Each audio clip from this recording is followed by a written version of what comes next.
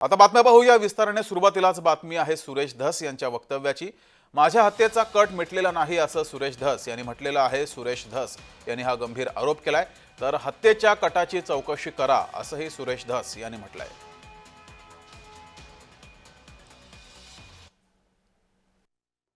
दुसऱ्याच्या हाताने पर हाताने काटा निघला पाहिजे हे सुद्धा डोकं चालवणारे काही मंडळी बीड जिल्ह्यात आहे।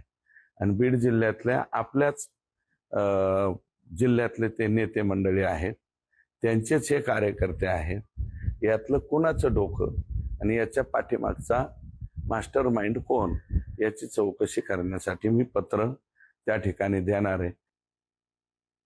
म्हणजे अजून बी तो प्लॅन काय संपलाय असं मी म्हणत नाही बरं का, तो प्लॅन चालूच आहे आत्ता बी।